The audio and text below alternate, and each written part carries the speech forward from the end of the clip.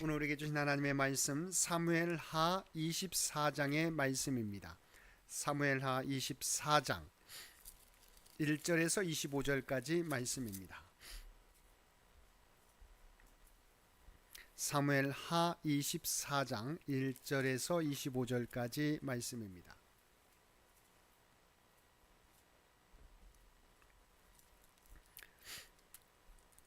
우리 주신 말씀 사무엘하 24장 1절에서 25절까지 우리 한 절씩 교독합니다. 여호와께서 다시 이스라엘을 향하여 진노하사 그들을 치시려고 다윗을 격동시키사 가서 이스라엘과 유다의 인구를 조사하라 하신지라.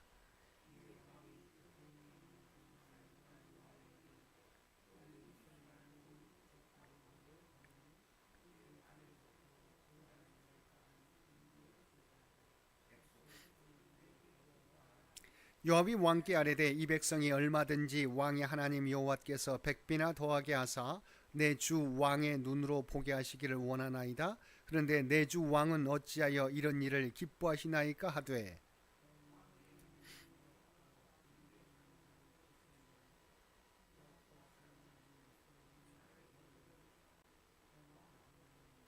요단을 건너 갓 골짜기 가운데 성읍 아로엘 오른쪽 곧 야셀 맞은편에 이르러 장막을 치고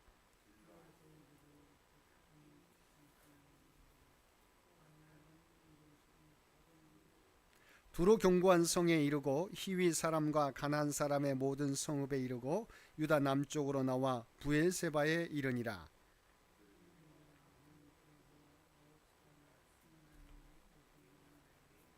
요압이 백성의 수를 왕께 보고하니 곧 이스라엘에서 칼을 빼는 담대한 자가 80만 명이요 유다 사람이 50만 명이었더라.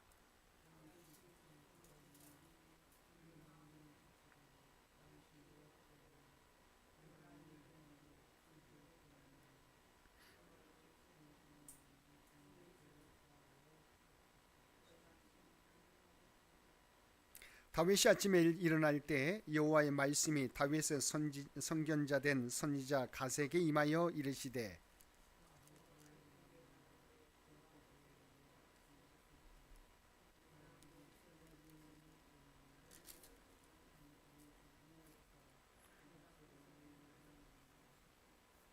갓이 다윗에게 이르러 아뢰어 이르되 왕의 땅에 7년 기근이 있을 것이니까 혹은 왕이 왕의 온수에게 쫓겨 석 달 동안 그들 앞에서 도망하실 것이니까 혹은 왕의 땅에 사흘 동안 전염병이 있을 것이니까 왕은 생각하여 보고 나를 보내신 이에게 무엇을 대답하게 하소서 하는지라.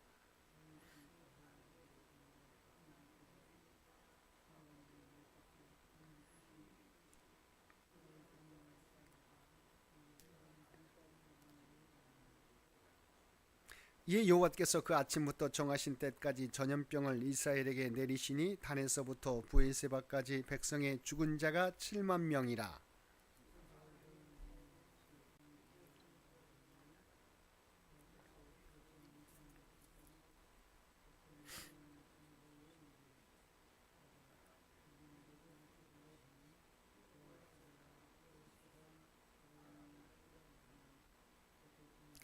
다윗이 백성을 치는 천사를 보고 곧 여호와께 아뢰어 이르되 나는 범죄하였고 악을 행하였거니와 이 양무리는 무엇을 행하였나이까 청하건대 주의 손으로 나와 내 아버지의 집을 치소서 하니라.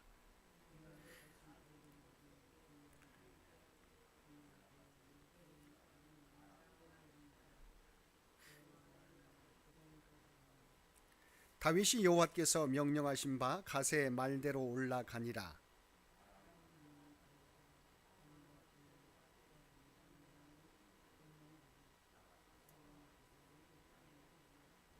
이르되 어찌하여 내 주 왕께서 종에게 임하시나이까 하니 다윗이 이르되 내게서 타작마당을 사서 여호와께 제단을 쌓아 백성에게 내리는 재앙을 그치게 하려 함이라 하는지라.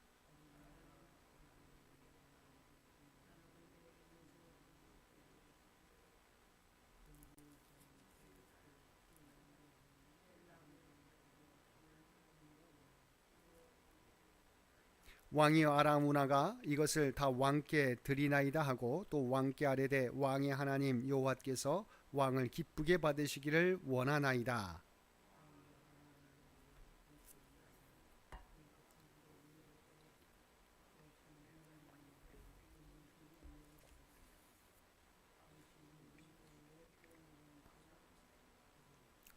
함께 읽겠습니다. 그곳에서 여호와를 위하여 제단을 쌓고 번제와 화목제를 드렸더니 이에 여호와께서 그 땅을 위한 기도를 들으심에 이스라엘에게 내리는 재앙이 그쳤더라. 아멘. 오늘도 말씀과 기도로 금요일 하루를 시작하는 모든 성도들 가운데 하나님의 놀라운 은혜가 언제나 함께하여 주시기를 주님의 이름으로 간절히 축원드립니다. 오늘 살펴볼 말씀은 사무엘하 24장의 말씀입니다. 1절에서 9절까지 말씀은 다윗의 인구조사 범죄와 관련한 기사를 보도하고 있습니다. 사무엘하의 저자가 이처럼 본서를 마무리하는 장에서 다윗의 인구조사 범죄를 기록한 것은 송근 다윗이라도 범죄할 수밖에 없는 인간이라는 것과 그에 반해 두드러지는 하나님의 궁휼과 자비를 보여주기 위함입니다. 다윗의 인구조사 범죄는 대체적으로 다윗 통치 말기에 있었던 것으로 여겨지고 있습니다. 그리고 그가 이처럼 인구조사를 실시한 것은 유사시에 군사력으로 전환할 수 있는 백성의 수를 헤아려 자신의 힘을 과시하고자 했기 때문입니다. 이런 그가 미약한 군사만을 가지고도 하나님을 의지하는 가운데 승승장구하며 부국강병을 이루었던 것과는 너무도 대조를 이루는 것으로서 일순간이나마 하나님의 주권적 은혜를 망각하고 교만해진 결과라고 하겠습니다. 물론 본문은 다윗이 인구조사를 하게 된 것이 범죄한 이스라엘을 징계하시기 위한 하나님의 섭리의 결과라고 말씀하고 있습니다. 그러나 다윗이 인구조사를 실시한 것은 하나님께 그 원인이 있는 것이 아니라 다윗의 교만한 마음에 그 원인이 있습니다. 물론 여기는 이스라엘의 내재된 죄악을 징계하시려는 하나님의 섭리가 있었습니다. 즉 하나님은 다윗의 교만한 마음을 방기하여 인구조사를 하도록 하신 것이며 이스라엘은 인구조사에 대한 하나님의 징계를 통해 자신들의 죄에 대한 대가를 치렀던 것입니다. 한편 다윗의 지시에 따라 요압이 인구조사를 실시한 결과 유사시에 군대로 동원할 수 있는 20세 이상의 백성들의 수는 이스라엘 사람들 중에서 80만, 유다 사람들 중에서 50만, 도합 130만 명이었습니다. 이는 다윗 시대 이스라엘이 얼마나 강성했는지를 잘 보여주고 있습니다. 통례상 전체 인구 중 4분의 1을 군사수로 보게 될 때 다윗 시대 이스라엘의 전체 인구는 약 600만 명에 달했을 것으로 추정하고 있습니다. 10절에서 17절까지 말씀에서는 인구조사 범죄에 대한 다윗의 회개와 하나님의 징계에 대하여 보도하고 있습니다. 우리가 알고 있는 바와 같이 다윗의 인구조사는 그가 일순간 하나님의 은혜를 망각하고 자신의 군사적 힘을 과시하고자 하는 교만에서 비롯되었습니다. 그런데 다윗은 인구조사를 실시한 직후에 자신의 행위가 잘못된 것임을 깨달았습니다. 그래야 하나님께 자신의 죄를 용서해 주실 것을 간구하였습니다. 이렇게 다윗은 비록 범죄하였다고는 할지라도 죄를 깨닫는 즉시 회개할 줄 아는 인물이었기에 하나님의 궁유를 입을 수 있었습니다. 그러나 죄는 비록 용서받는다고 할지라도 그 죄의 책임은 면할 수 없었습니다. 그래서 하나님은 갓 선지자를 통하여 다윗에게 하나님이 제시한 3가지 징계 중 하나를 택하게 하셨고 이 중에서 다윗은 3일간의 전염병 징계를 택하였습니다. 이렇게 하나님은 이스라엘의 전염병 재앙을 내리셨고 그 결과 3일도 채 되기 전에 이스라엘 백성들 중에 전염병으로 죽은 자가 무려 7만 명이나 되었습니다. 그러자 다윗은 차라리 자신과 자신의 집안을 벌하시도록 청원합니다. 16절을 보면 다윗의 인구조사를 계기로 하나님이 이스라엘을 향해 진노하셨다가 하나님의 징계를 집행하던 천사를 향해 그 손을 멈추도록 하셨는데 그 자리는 아라우나라는 여부스 사람이 소유한 타작 마당에서였습니다. 이때 다윗은 그곳에 선 천사를 보고 회개 기도를 하나님께 올려드리게 됩니다. 그래서 하나님은 선지자 갓에게 명하여 다윗으로 하여금 천사가 섰던 그곳에 제단을 쌓고 번제와 화목제를 드리도록 명하셨습니다. 이에 다윗이 번제와 화목제를 하나님께 드리자 하나님이 응답해 주셨습니다. 우리가 여기서 특히 주목해 볼 것은 그 모든 일이 아라우나의 타작마당을 중심으로 일어났다는 사실입니다. 즉 다윗은 그 타작마당에 선 천사를 보고 두려워 하나님께 회개의 기도를 올렸고, 또한 하나님은 그 타작마당에서 번제를 드리라고 명하셨으며 다윗이 그대로 행하자 그 자리에서 그 제사를 기쁘게 받으신 것입니다.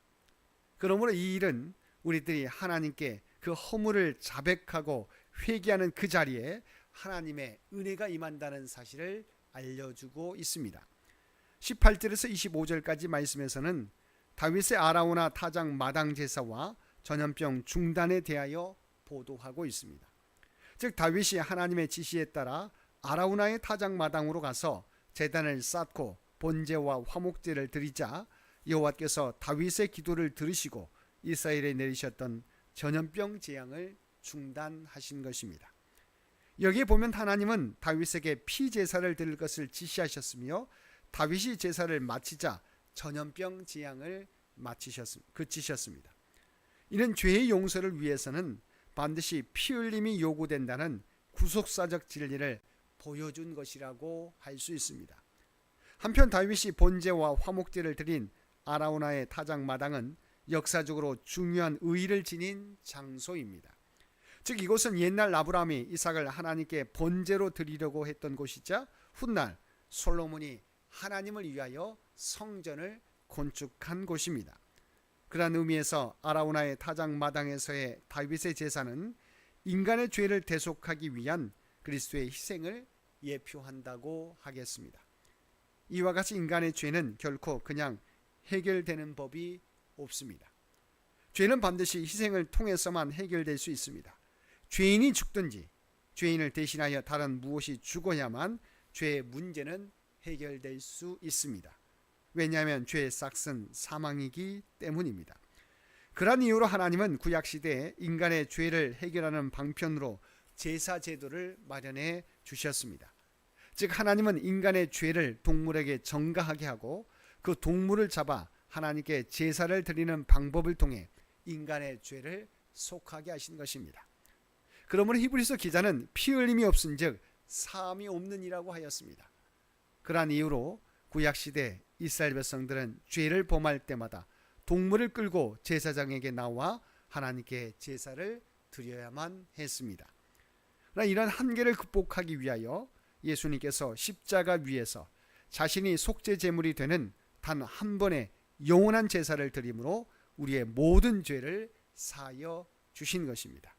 이 은혜가 오늘 예배드리는 저와 여러분 모두에게도 임한 것입니다.